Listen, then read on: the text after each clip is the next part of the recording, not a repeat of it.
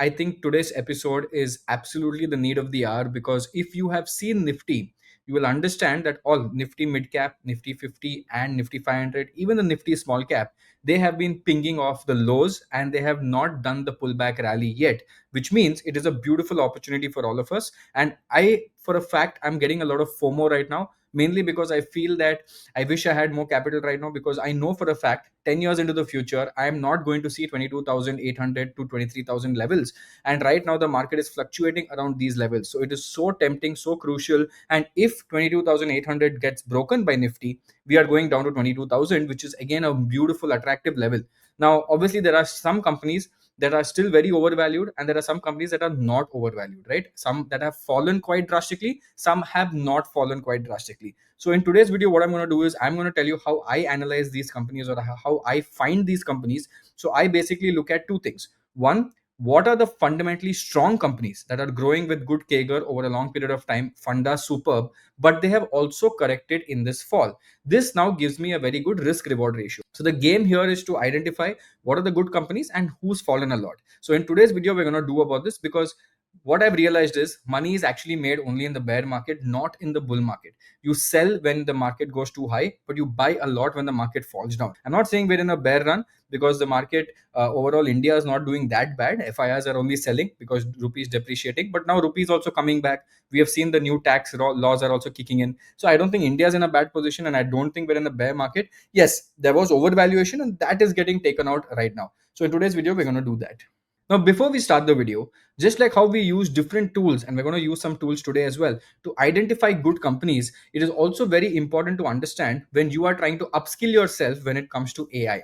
Now, AI is one of the most important things that is going on in our generation. And if you are interested in learning about AI and really want to give it a shot, then I would definitely recommend this 3-hour hands-on AI training workshop that is done by Growth School. And the best part, that it is completely free for the first 1,000 viewers who are going to register for it. Obviously, the link is going to be there in the description as well. Now, you get 20 different AI tool practices on how to use it. You also understand how to do data analysis without coding. If you are a marketer, you are a sales guy, you will also understand how to use AI in different scenarios, how to use AI in Excel, how to use AI in content building. And today, AI is being used every single place. In fact, I'm using it in a lot of places as well. And even the next forefront of AI, which is AI agents, that is also being taught in this free workshop, free training that you can get absolutely for no cost, right? Now, whether you're a professional from tech or whether you are from a non-tech background, from a sales or marketing background, it does not matter,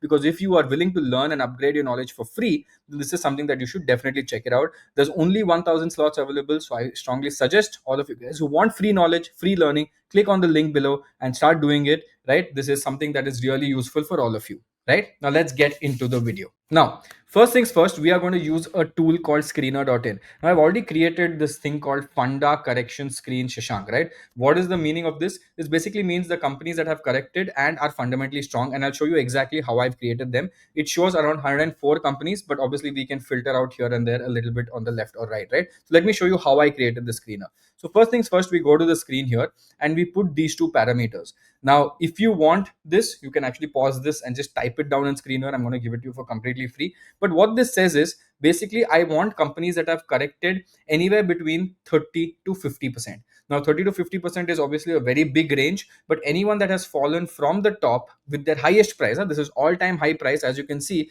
anyone that is greater than 50% of their all-time high price that has fallen down, and anyone that has fallen less than 70%, which is around 30%. Now, I can obviously change this. I can make this, if I do this 80, then it becomes 20 to 50%. First, let's try 70. Okay, now these are the two parameters. So basically 50 to 30%. Okay, 50 to 30% who has fallen from their all-time high price, which obviously gives me a good indication that someone's got punished a lot. But now I don't need stupid companies, I need good companies. So let us start putting in parameters of this. First things first, I would say market capitalization should be greater than 1,000 crores, because I don't want companies that are too risky. Second thing I would say is that the sales growth in the last 3 years should be greater than 10% minimum, because if it's not greater than 10%, there's no fun over here. Second, operating profit margin. This is something very important for me. I want this to be at least 15%. 12 is also okay, but 15% would be great. because if a company is playing at an operating margin of 15%, then definitely net profit can at least come to 7 to 8%, or maybe even 10 if they're a really good company, right? But 15% I would say is basic, but you can also do 12, right? I'm not saying 15 is like a rule. Then I'll put two efficiency ratios: return on equity, very very very important. Again, I prefer high ROE companies, 15%, but you can even go at 12%. Don't go below 10. I would say 12 to 15 would be the range. I'm taking all high numbers, right? Because I really want good companies. And I have this very strong feeling that I don't need to invest in 50 companies. I need to find 10 good companies to invest in. Then we go to the next return ratio, which is return on capital employed. Okay, this is again very important. One more efficiency ratio, I keep 15%. Now, ideally, I would do debt to equity ratio, right? Debt to equity ratio is basically, which means borrowings are more than reserves. But I'm not going to put debt to equity ratio, only because if I put D to E ratio, all the banks get taken out. So let's keep it so I can see if there are NBFCs banks, because a lot of NBFCs, MFIs, right, which have fallen down quite significantly. So return on capital employed comes here. Then finally, I want to do, there's two options. One, you can use EPS or net profit. I prefer EPS. So I can say EPS this year greater than EPS last year. Or you can also do EPS growth in the last 3 years at 10%, or you can do net profit growth also above a particular number. But I'm okay with this. Let us check this parameter right now. Let us see. We have around 111 companies that have come. Let's filter it according to market cap and see who is the highest fall. And here you can see the company that has fallen the most is looking like Trent. Let me just zoom in, right? And you can see here, Trent is a company. Let me open it here. Has fallen the most, and you can see it has fallen approximately 8,200 se leke. It has come to 5,000, right? Which is definitely more than 30%. Taken a massive beating, and this company is very good. It's not a bad company, but the problem was this company was trading at an extremely high P ratio of 223, and that has come down to 120. Even now, I would say the P ratios a bit too much from a risk reward perspective. So I would not go with this. Now, why I have 111 companies? That's too much, right? How do I filter good companies from bad companies? The first things first, you can check. See, I don't want P ratio like 100, so pointless. One thing I can do is, if I really want to find gems, let me add another one here called P ratio, right, which is price to earnings ratio. I would say should be less than max 50. I should not go, actually we can even go lower, but let me do 50. 92 companies, let's go lower, right? Let's go lower. Let's go to 40. 40 gives me a good, ideally it should be around 20s, but let's do 40. Now you see that there's only 71 players here that have good strong fundamentals and have fallen at least 30 to 50%, right? So first things first, we can do this, or we can do a PE based screener, right? If you do a PE based screener, you can see the first name that comes up here is Cams, sitting at 39 p, very good market cap. Obviously all of you know it's a strong company, but let's do a market cap filter, right? And here we can start checking some companies. For example, you will see Pi Industries here, which is, I'll just open some companies, right? So, and by the way, none of this is investment advice. Please understand that I've not got my SEBI license yet. So all of this is only for you to learn. This is how I practice, how I look at companies. 71 companies are there. I'll show you how to make it even more refined. Okay, so Pi Industries, very good company. Motilal sitting at extremely low P ratios, also a growth. Angel One is also pretty good. Cams, as I told you, is a wonderful company for a very long period of time. We can see UTI is also good, but okay. Ramkrishna is a good company as well. KPI is also here. Okay, but don't you see? I mean, you see here that the companies, I would say, are also slightly riskier, right? I would say they're not the safest companies I can invest in. Doesn't give me a lot of confidence. They are slightly riskier, right? Apart from these three companies that I found, I don't think Pi is very risky, because Pi is sitting at 28 P, even lower than their median P right now, right? Industry P is 24, they're at 28, so very sustainable P. And if you look at this has fallen quite drastically. And if you look at this company, it has been a consistent compounder over a long period of time. Right now there are some problems with the chemical space and the fertilizer space, so they're taking a small hit. But this company over a long period of time has been good. It is a company that creates insane amount of free cash flow. Last 5 year free cash flow has been 3100 crores. The market price to free cash flow is around 51 times. Very very very good company with respect to creating wealth, right? This is something that I really like about this company. Again, Motilal as well, I think they've been going through a tough time. I don't know about Motilal. It's a very hit or miss. I'll tell you why. Because it might look good, but if I look at the 10-year chart, they have not done well in the past. So it's a very hit or miss kind of a scenario, right? But if I look at Cams in the same perspective, and I take it for a 10-year period, you will see Cams over time always does well, right? It's a long term compounding play. But again, as I said, I don't feel extremely comfortable with this. Even though CAMS is making 1,200 crores of free cash flow in the last 5 years, I would say that this is not extremely comfortable. So what can we do here, right? Maybe 30% fall was a bit too much. So can we do 20% fall, right? And see what type of companies come up, right? Let's see, 20% fall, 20 to 50% we can do, and check what comes up here. Now we have 100 companies from 72, and here we see some very good companies coming in. For example, we have a long term compounder, which is HDFC AMC. We have got Mazda Dock here, but I don't know about Mazda Dock as of today. But this is a company that has fallen down as well. Five-star business, one of the very good businesses. Novama Wealth, again, superb company. Kaplan Point is here, BLS is here. Such beautiful companies that have fallen minimum 20%. Now, what happens is whenever there is a pullback rally, right? Whenever there is a pullback rally, these companies tend to do well faster. So, if I see HDFC AMC, this is an insane company, right? Sitting at 81,000 crore market cap, price to book ratio, where is price to book ratio? Book value is 318, price to book is sitting at 11. And if you look at the return over 1 year, not great. If you look at return over 5 years, also not great. The company is a behemoth when it comes to creating wealth, right? It has been a long-term compounder. The stock price doesn't say it, but if you look at the results, it has been an insane grower. So maybe not today, but maybe someday they will get the premium they deserve. Noma, I feel is a company that is very good for a very long period of time. Like getting this at 20,000 crore market cap today, I would say is a steal deal, absolutely steal deal. Because think about this company over the next 10 years, with India's growing story of middle class and all of that, this is going to be a mad company. And it has grown from 2023, from 2,400 went to a peak of 6,900, and is still available at below 200-day moving average. These are some really good companies, right? Same with BLS, international company with visa services game. Again, a long term compounder, creating wealth over a long period of time, with India traveling a lot. Same with Kaplan Point. So as I've shown you, I've given you an idea of how to find good companies. Even this company, right? Look at this. Last 1 year returns is 33%. Last 10-year CAGR is 29%, which is insane. Last 5 year average is 42%. 5 year free cash flow 659 crores. So these are some really good companies sitting at 30p, 20p. So if somebody tells me that, Shashank, in this market I cannot find good companies, I would say absolutely wrong. You don't know how to manipulate the market in such a way that you understand this. So as I come back here, this screener seems more attractive. I also told you I will tell you how to make the screener even more efficient.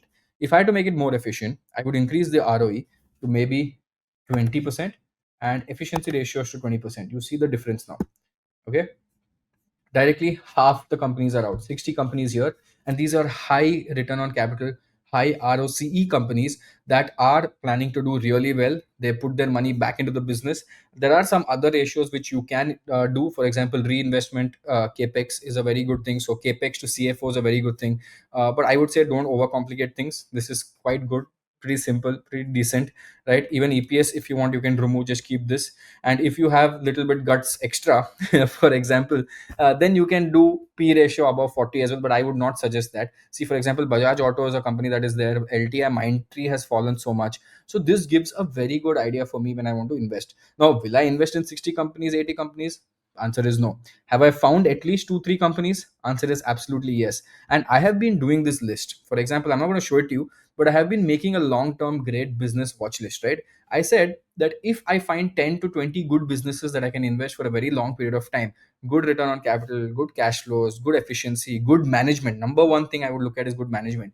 Then I'm sorted, right? So this long-term great business watch list is not complete yet. I'm still trying to refine it. I've got 32 companies. I need to make it to 20, and I'm going to put it in the community as well for everyone to look at it, right? So this is one of my biggest screeners that I use to understand. And again, I've shown it to people, and I think I made the screener public, funda correction screen.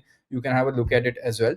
And I think another quick hack I'll give you. I won't go too deep into it. A quick hack. There is another free tool that I use. Not a tool, but it's just, you can Google this. Stocks near 52-week high by 25%. Just Google this, right? If you don't know how to use it, just Google this. You will get it right here. Now, this is a great, great, great screener, because this is a screen where I see stocks that are near the 52-week high, but they've fallen down by 25%. Exact same case that we did there, but here it is 25% lower. Only problem here is I cannot put a filter with respect to fundamentals. But what this gives me an idea, it shows me relative strength. If I see change like this, look at this. In this market, these companies are showing strength. So look at Fortis. I can see just instantly here that Fortis has been a great company, has been growing, and now they have corrected. So can this be an opportunity for me on a pullback rally? I don't know. So I will go back to screener. I will do my fundamental analysis. But what this does, it gives me very quick notion. For example, let me go one by one, right? See this. I'll tell you right now. This looks interesting because this took a support multiple times at 1450. LNT, not much, not much. This is doing actually a pullback rally right now. From 3500 it has already gone to 4000, right? So very quickly I do these numbers, okay? And you will come to know automatically what looks good, what looks bad just from the chart. I mean, you don't have to overthink. Like Fortis, very strong relative strength chart, right? This is a long term compounder. Avanti Feeds, okay, not so much. Polycab, fallen down, such a mad fall, such a great company. Larsen and Tubro, look at this, at the lowest end of the spectrum. This pullback rally itself will go back to 4000, which will give you at least 20-25% rise on this, right? So such great companies here. Some of them already started their pullback. See this, one more pullback will come here as well. Such good companies, and there are a lot of companies here. So this, I would say, is again a free screener that you can use. Nestle is also there in this. I mean, come on, eventually it will catch up.